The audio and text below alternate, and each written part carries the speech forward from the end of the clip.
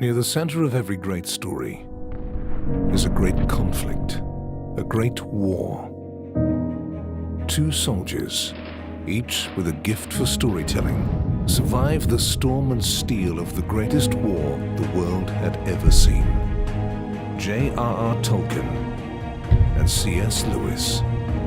Together, they used their imagination to battle the darkest forces of their age.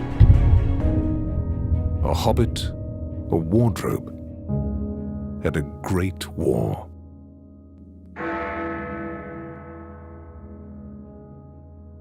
The generation of Tolkien and Lewis endured unspeakable loss in a war that they believed would advance the cause of humanity, the war to end all wars. Instead, the funeral of a great myth is about to begin. And the rise of technology opens a window into the human heart. We're so clever. Look at all these wonderful scientific inventions we have. And what do we use them for? Destroying each other. When war came, they thought it'd be over very quickly. They had no idea that it would turn out to be the worst conflict up to that time in human history. The tanks, the mortars, the machine guns. No soldier who fought in this war could ever forget the terrors of combat. Tolkien and Lewis will remember them well. One gets a good sense, I think, from both authors of the frightening quality of battle and the smallness the individual feels. The essential thing that turned the modern world into what it is was the trauma of the First World War. And of course, both men were right at the heart of it. And yet, out of the ashes of that conflict, a friendship emerged here, amid the dreaming spires of Oxford. The friendship between Lewis and Tolkien is really one of the literary masterpieces of all time. They simply didn't buy into the idea that there's an inevitable progression of humanity upwards into wider and greater knowledge, and that whatever is new is better and truer. They thought that was patently absurd. How could they actually grapple with their experiences or come to terms with what they had seen? And they were using mythology as a way of doing that. Tolkien and Lewis had a profound influence on each other. Remember, Lewis went into the war as an atheist, and he came out as an atheist. Without the presence of Tolkien in his life, he might never have shaken off his existential angst and produced works alive with the themes of faith, hope, and joy.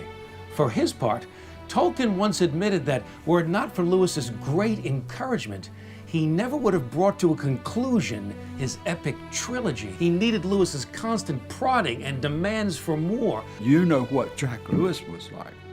He was such a boy. He had to have a story. And that story, The Lord of the Rings, was written to keep him quiet. Imagine a world without The Lord of the Rings and without the Chronicles of Narnia.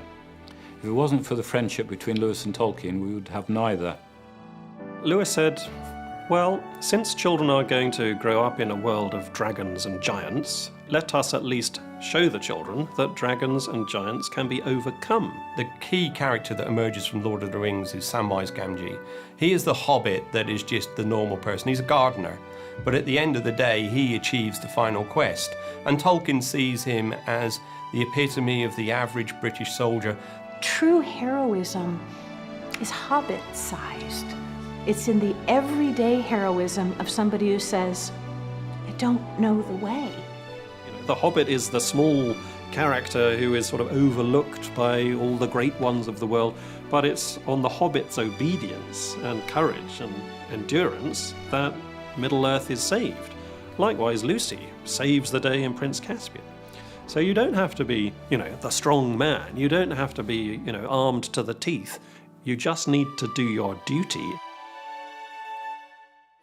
Tolkien and Lewis are casting a vision for a better world and inviting us to be caught up in it. They saw not an irrelevant other world in which you could escape, but curious enough, exactly the diagnostic tool that they needed to critique the world that they were in. And they did so to devastating effect. They are fundamental texts. They're incredibly important introductions to some of the most profound questions that Western civilization has raised about the human condition. If we lose the ability to communicate the value of these books to the next generation, then I shall fear for our civilization. Their great hope was to re-enchant the world through Christian faith and pagan beauty. In many ways, against all expectations, that's exactly what they did. A hobbit, a wardrobe, and a great war.